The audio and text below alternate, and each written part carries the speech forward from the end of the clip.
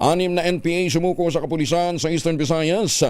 Mga baril at bala isinuko rin. Detalye ng balita mula kay Jimmy Angay-Angay, Aris 32, maupay nga aga, Jimmy. 6 na miyembro ng Communisters Group sumuko sa mga kapulisan sa Eastern Visayas.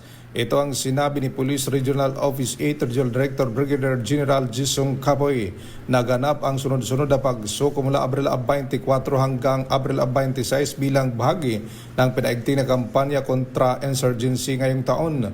Kabilang sa mga sumukong mga individual mula sa Eastern Samar, lalawigan ng Leyte at Northern Samar na dati umanong kaanib ng iba't ibang unit ng Eastern Visayas Regional Party Committee.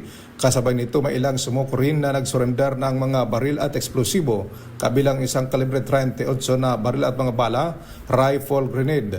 Ayon kay General Kapoy, patunay na ito matagumpay na tuloy-tuloy na operasyon at pagkipag-ugnay sa komunidad upang matuldukan na ang armadong tunggalian sa Eastern Visayas. Sa kasalukuyan na sa kustodiya ng mga otoridad ng mga sumuko para sa dokumentasyon at posibleng pagpasok sa Enhanced Comprehensive Local Integration Program o ECLIP ng pamalaan. Patuloy naman panawagan ng pulisya sa iba pang mga miyembro ng armadong grupo na sumuko at makipagtulungan para sa kapayapaan.